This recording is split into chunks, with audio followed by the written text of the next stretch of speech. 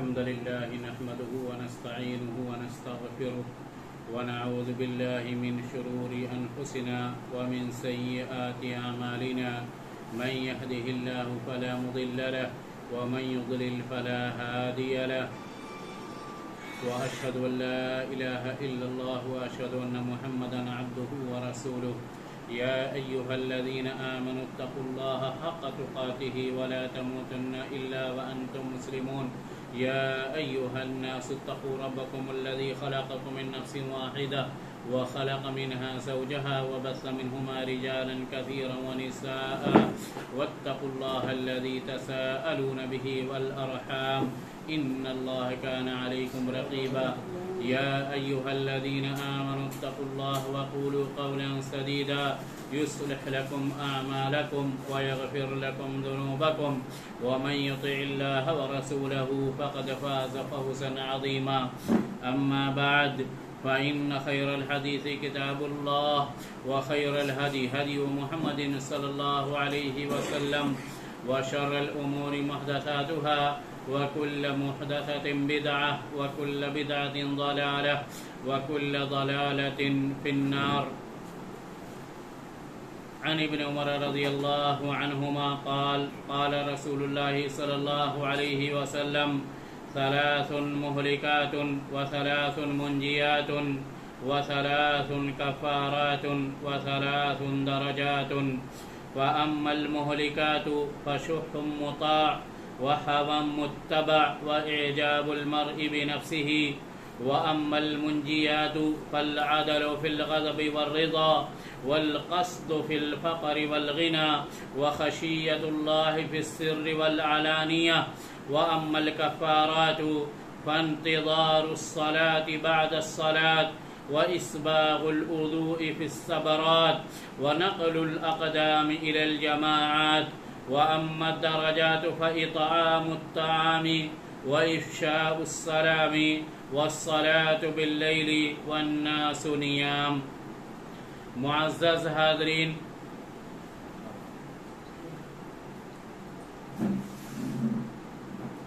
ابن عمر رضی اللہ تعالی عنہما نے نبی صلی اللہ علیہ وسلم سے روایت کیا. انہوں نے کہا کہ اللہ کے رسول صلی اللہ علیہ وسلم نے فرمایا کہ تین چیزیں ہلاک کر دینے والی ہیں اور تین چیزیں نجات دلانے والی ہیں اور تین چیزیں کفارہ ہیں اور تین چیزیں درجات ہیں. رہ گئی ہلاک کر دینے والی چیزیں. فشح مطاع، ایسی بخیلی جو جس کی پیروی کی جائے. وہوى متبع، اور ایسی خواہشات جن کی اتباع کی جائے، پیروی کی جائے. اور آدمی کا اپنے آپ کو بہت زیادہ پسند کرنا، جسے ہم خود پسندی کہتے ہیں. وَأَمَّا الْمُنْجِيَاتِ، اور نجات دلانے والی چیزیں تو بھی تین ہیں. فَالْعَدْلُ عَدْلُ فِي الْغَضْبِ وَالرِّضَا، غصے میں اور خوشی میں عدل کرنا. والقصد فی الفقر والغنا، فقیری میں اور مالداری میں میانہ روی اختیار کرنا. وخشیت اللہ فی السر والعلانیہ، اور ظاہری اور باطنی دونوں طریقے سے، ظاہر میں اور باطن میں اللہ تعالی سے ڈرنا. وَأَمَّا الْكَفَّارَاتِ، اور وہ کفارات جن سے گناہ معاف ہوتے ہیں. فَانْتِظَارُ الصَّلَاةِ بَعْدَ الصَّلَاةِ، نماز کے بعد دوسری نماز کا انتظار کرنا. وَإِسْبَاغُ الْوُضُوءِ فِي السَّبَرَاتِ، اور مشقت میں وضو مکمل طور پر وضو کرنا. وَنَقْلُ الْأَقْدَامِ إِلَى الْجَمَاعَاتِ، اور پیروں کو جماعتوں کی طرف منتقل کرنا، یعنی نماز کے لیے، نماز با جماعت حاصل کرنے کے لیے چل کر جانا. وَأَمَّا الدَّرَجَاتُ فَإِطْعَامُ الطَّعَامِ، اور درجات جس سے جنت میں درجات بلند ہوتے ہیں، فَإِطْعَامُ الطَّعَامِ کھانا کھلانا، وَإِفْشَاءُ السَّلَامِ سلام کو عام کرنا، وَالصَّلَاةُ بِاللَّيْلِ وَالنَّاسُ نِيَامٌ اور رات میں نماز پڑھنا جب لوگ سو رہے ہوں۔ معزز حاضرین، اللہ کے نبی صلی اللہ علیہ وسلم کی یہ ایک عظیم حدیث ہے جس میں 12 امور کی طرف نشاندہی کی گئی ہے۔ اس میں سے کچھ چیزیں ایسی ہیں جو ہلاک کر دینے والی ہیں، اور کچھ چیزیں ایسی ہیں جو نجات دلانے والی ہیں، اور کچھ ایسی ہیں جن کے کرنے سے گناہ معاف ہوتے ہیں، اور کچھ چیزیں ایسی ہیں کہ جن کے کرنے سے جنت میں درجات بلند ہوتے ہیں۔ اس کے بعد اللہ کے نبی صلی اللہ علیہ وسلم نے ہر ایک کی تفصیل بیان کی ہے۔ معزز حاضرین، آج کے درس میں 2 موضوع پر بحث ہوگی۔ پہلا موضوع ہے شح مطاع، کہ ایسی لالچ جس کی پیروی کی جائے، ایسی حرص جس کے پیچھے چلا جائے، وہوى متبع اور ایسی خواہشات جن کی پیروی کی جاتی ہے۔ کیونکہ اگر کوئی شخص اس حدیث کو سمجھے، اس پر غور کرے اور اپنی زندگی کا جائزہ لے، اور جو چیزیں بچنے کی ہیں ان سے بچے، اور جو عمل کرنے کی ہیں ان پر عمل کرے، تو جن باتوں سے ڈرایا گیا ہے ان سے وہ بچ جائے گا، اور جن باتوں کی ترغیب دی گئی ہے، جن باتوں کی طرف ابھارا گیا ہے ان پر وہ عمل کرے تو اسے اس کا ثواب حاصل ہوگا۔ اللہ کے نبی صلی اللہ علیہ وسلم نے سب سے پہلے ہلاک کر دینے والی چیزوں کو شمار کیا کہ 3 چیزیں ہیں جو انسان کو ہلاک و برباد کر دیتی ہیں، کہیں کا نہیں چھوڑتی۔ اس میں سے پہلی چیز ہے شح مطاع۔ شح کہتے ہیں لالچ، حرص، جس کی پیروی کی جائے۔ اللہ کے نبی صلی اللہ علیہ وسلم نے فرمایا 3 مہلکات، 3 چیزیں ہلاک کر دینے والی ہیں۔ معزز حاضرین، شح جس کے بارے میں نبی صلی اللہ علیہ وسلم نے کہا کہ یہ ہلاک کر دینے والی چیز ہے، شح کہتے کسے ہیں؟ شح دراصل یہ بخیلی کا اعلیٰ درجہ ہے۔ بخیلی کا سب سے اعلیٰ درجہ شح ہے۔ یہ ایسا خطرناک مرض ہے اور لا علاج بیماری ہے کہ جس نے ہر زمانے میں لوگوں کو ہلاک و برباد کر دیا۔ اس کا علاج لوگ تلاش نہیں کر سکے۔ اللہ کے نبی صلی اللہ علیہ وسلم نے اس بخیلی کو، مال جمع کرنے کی لالچ کو اور نہ خرچ کرنے کے ہوس کو، اللہ کے نبی صلی اللہ علیہ وسلم نے شح کہا ہے۔ یہ جو بخیلی کا اعلیٰ درجہ ہے۔ ایک ہوتا ہے کہ انسان کے پاس مال ہو، اسے اپنی ذات کے علاوہ کسی دوسرے پر خرچ نہ کرے، اسے بھی ہم بخیل کہتے ہیں۔ دوسرا شخص ہے کہ جس کے پاس مال ہے، نہ تو اپنے علاوہ کسی پر خرچ کرے اور نہ ہی اپنے اوپر بھی خرچ کرے، وہ بھی بخیل ہے۔ تیسرا شخص ہے کہ جس کے پاس مال ہے پھر بھی مال کے ہوس میں اندھا ہو جائے، اس کو مال کی طلب جو ہے، اس کے اندر جو مال حاصل کرنے کا جذبہ ہے، طلب ہے، وہ اسے کہیں کا نہ چھوڑے۔ اس کے پاس سب کچھ ہے، مال ہے، دولت ہے، اس کو خرچ بھی نہ کرے اور اس میں صرف اضافے کے بارے میں سوچے، دن رات اسی کے بارے میں پریشان رہے۔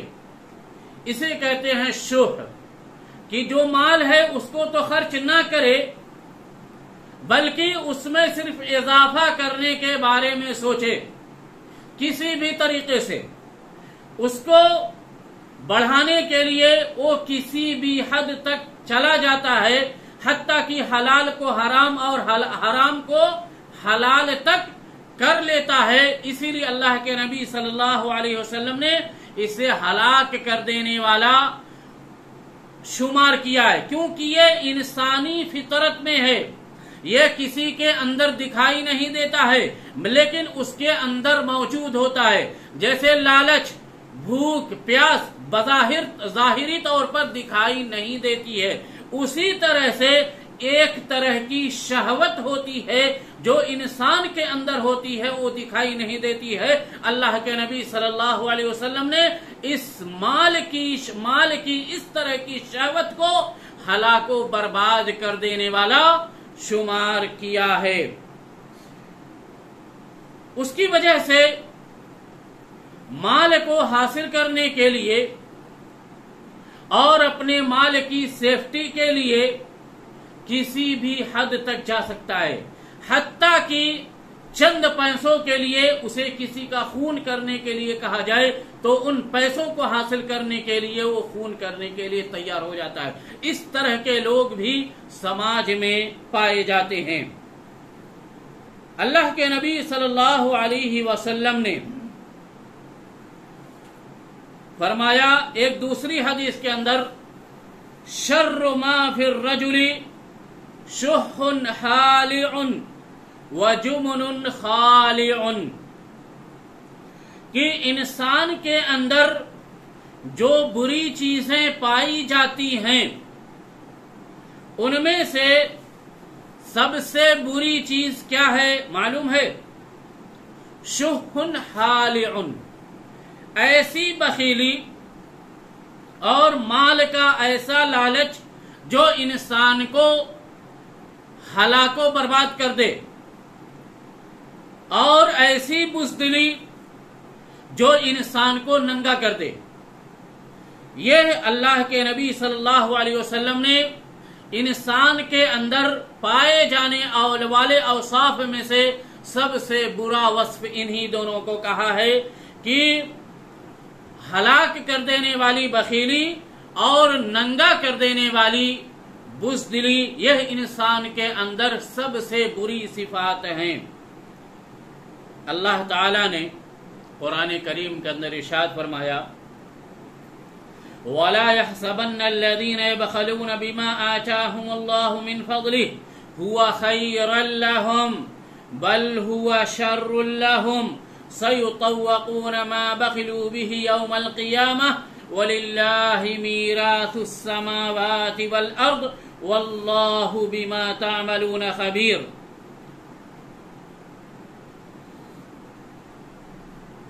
ان لوگوں کو جو بخیلی کرتے ہیں اس مال میں جو اللہ تعالی نے انہیں عطا کیا ہے، انہیں یہ نہیں گمان کرنا چاہیے۔ جن لوگوں کو اللہ تعالی نے اپنے فضل سے نوازا ہے، اپنا مال عطا کیا ہے، انہیں یہ گمان نہیں کرنا چاہیے کہ وہ مال ان کے لیے بہتر ہے، بل ہوا شر لہم، بخیلی کرنے والوں کے حق میں ان کا جو مال ہے وہ بہت ہی برا ہے۔ سَيُطَوَّقُونَ مَا بَخِلُوا بِهِ، جس میں انہوں نے بخالت سے کام لیا، کنجوسی کیا، उन मालों का उन्हें तौक पहनाया जाएगा जिसे उन्होंने समेट समेट कर रखा, बैंकों में जमा किया, तिजोरियां बनाई। कहा कि जिसकी बुखालत उन लोगों ने की है, जिसमें बुखालत की है, उसका तौक उन्हें पहनाया जाएगा, गले में पट्टा लपेटा जाएगा उसी को तपा करके। यौमल क़ियामती, क़ियामत के दिन ये उनको सजा दी जाएगी। अल्लाह ताला ने फरमाया वलिल्लाहि मीरासुस समावाति वल अर्द। आप जमा करके ये समझते हैं कि ये माल हमारा हो जाएगा, दर हकीकत आसमानों और जमीन की मीरास अल्लाह ताला ही की है। मीरास के बारे में आप जानते ही हैं कि मरने वाला जो माल छोड़ जाता है वो मीरास कहलाता है। तो इंसान माल जमा करते करते मर जाता है, वो माल अल्लाह ताला का माल हो जाता है। अल्लाह ताला जिसे चाहता है वो माल अता करता है। अल्लाह ताला ने फरमाया कि जमीनों आसमान की मीरास सिर्फ अल्लाह ताला के लिए है, यानी सारे इंसान मर जाने वाले हैं, कोई भी इंसान जिंदा रहने वाला नहीं है। सिर्फ अल्लाह ताला की जात है जो हमेशा जिंदा रहेगी। कुल्लु मन अलैहा फान वयबका वजहु रब्बिका जुल जलाली वल इकराम, कि जमीन पर जितने भी लोग पाए जाते हैं सब फना हो जाने वाले हैं और तुम्हारे रब की जात बाकी रहेगी जो इकराम और जलाल वाला है। मालूम हुआ कि मीरास किसको हासिल होगी? सिर्फ अल्लाह ताला को। सारा माल अल्लाह ताला का है और अल्लाह ताला की तरफ पलट कर जाएगा। वल्लाहु बिमा तामलून खबीर, और जो कुछ तुम करते हो अल्लाह ताला उसके बारे में बाखबर है। खा कोई आदमी बखीली करे, माल इकट्ठा करे, कहीं भी रखे, कितना भी छुपा कर रखे, लोगों की नजरों से छुपा कर खर्च करे, रखे, सदका खैरात ना करे, यह सब अल्लाह ताला बेहतर जानने वाला है। इन तमाम उमूर से अल्लाह ताला मुकम्मल तौर पर खबर रखने वाला है। बखील को यह नहीं समझना चाहिए कि दुनिया ये जानती है कि उसके पास माल नहीं है तो अल्लाह ताला को नहीं मालूम कि वो उसके पास माल नहीं है। उसे ये नहीं समझना चाहिए दुनिया ना जाने, नहीं जानती है ना जाने, लेकिन अल्लाह ताला उसे जानता है कि किसके पास कितना माल है, कितना खर्च करता है और कितना बैंक बैलेंस करता है। ये जो बखीली की मजम्मत और बुराई बयान की जाती है, ये बखीली दर हकीकत नेमतों के जवाल का पहला जीना है। जब कोई इंसान माल कमा करके उसमें बखीली करना शुरू कर देता है तो धीरे धीरे उसके ऊपर होने वाली तमाम नेमतों का जवाल शुरू हो जाता है। और अगर इंसान बखील हो जाए और लालच के मर्द में मुब्तला हो जाए और उसकी वजह से फकीरों और मिस्कीनों पर खर्च करना बंद कर दे, उनसे झूठ बोलना शुरू कर दे कि मेरे पास पैसा नहीं है या बाद में आओ, उनको टाल मटोल करना शुरू कर दे, तो अल्लाह ताला दुनिया ही में उसकी सजा देता है। और ये माल बखीली करने वाले के हक में वबाल बन जाता है। अक्लमंद वही है जो दूसरों को देख कर इबरत हासिल करे। अल्लाह ताला ने कुरान मजीद के अंदर सूरतुल कलम में चंद लोगों का किस्सा जिक्र किया है जिन्हें हम असहाबुल जन्ना कहते हैं। कुछ लोग थे जिनके पास खेतियां थीं, बागात थे, वो खेतियां करते थे, बागों में फल उगाते थे और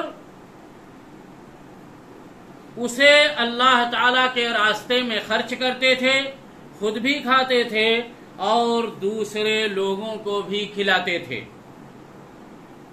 جب ایک نسل گزر گئی تو اس کے بعد جو نسل آئی جنہیں یہ باغات ملے، کھیتیاں ملی، تو ان لوگوں نے یہ سوچا کہ ہمارے ابا جو تھے، ہمارے باپ دادا جو تھے، وہ انتہائی بے وقوف انسان تھے۔ وہ پیداوار کرتے تھے، کھیتی باڑی کرتے تھے اور محنت سے غلہ اور پھل وغیرہ اگاتے تھے اور اسے فقیروں میں تقسیم کر دیتے تھے، ہمارے لیے چھوڑ کر نہیں رکھتے تھے اور نہ ہی ہمارے اوپر خرچ کرتے تھے، بلکہ ان کو دے دیا کرتے تھے فری میں۔ اللہ تعالیٰ نے اسی کا نقشہ کھینچتے ہوئے قرآن کریم کے اندر ارشاد فرمایا، اِنَّا بَلَوْنَاهُمْ كَمَا بَلَوْنَا أَصْحَابَ الْجَنَّةِ إِذْ أَقْسَمُوا لَيَصْرِمُنَّهَا مُصْبِحِينَ وَلَا يَسْتَثْنُونَ فَطَافَ عَلَيْهَا طَائِفٌ مِّن رَّبِّكَ وَهُمْ نَائِمُونَ فَأَصْبَحَتْ كَالصَّرِيمِ۔ اللہ تعالیٰ نے فرمایا کہ ہم نے انہیں بھی آزمایا یا انہیں بھی آزمائیں گے جیسا کہ ہم نے باغ والوں کو آزمایا تھا۔ ان کی آزمائش کیا تھی؟ انہوں نے اس طرح سے سوچا کہ ہمارے باپ دادا بہت برے تھے، سارا مال خرچہ کر دیتے تھے، چنانچہ ان لوگوں نے بھی کھیتی کی، غلہ اگایا، پھل اگایا، تو روٹین کے مطابق جب کٹائی کا وقت آیا تو فقراء اور مساکین وہاں پر آ پہنچے کہ جب کٹے گا تو بٹے گا، جب کھیت کٹے گا تو ہمیں بھی ملے گا۔ چنانچہ یہ اولاد جو ایک سخی باپ کی اولاد تھی، انہوں نے یہ سوچا کہ دن میں اگر ہم یہ کاٹیں گے تو فقیر اور مسکین آ کر کے دھرنا دے دیں گے اور وہ اپنے حق کا مطالبہ کریں گے، اس لیے ہم ایسا کریں گے کہ ہم کھیت کو رات میں کاٹیں گے جب سب لوگ سو رہے ہوں گے۔ انہوں نے کہا اِذْ أَقْسَمُوا لَيَصْرِمُنَّهَا مُصْبِحِينَ، کہ اس وقت کو یاد کرو کہ جب انہوں نے قسم کھائی کہ وہ صبح ہونے سے پہلے کھیت کاٹ لیں گے، جب صبح ہوگی تو کھیت کٹ چکا ہوگا، وَلَا يَسْتَثْنُونَ، لیکن اللہ تعالیٰ کی حکمت دیکھیے، ان لوگوں نے انشاء اللہ نہیں کہا، انہوں نے استثناء نہیں کیا، انشاء اللہ نہیں کہا۔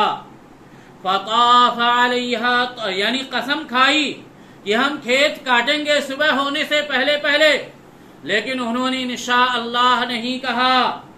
اللہ تعالیٰ فرماتا ہے جب انہوں نے یہ بری نیت کی، اللہ تعالیٰ نے فرمایا فطاف علیہا طائف من ربک وہم نائمون، تمہارے رب کی جانب سے ایک چکر لگانے والے نے چکر لگایا، ایک گھومنے والا شخص، ایک گھومنے والا وہاں پر آیا اور گھوم کر چلا گیا۔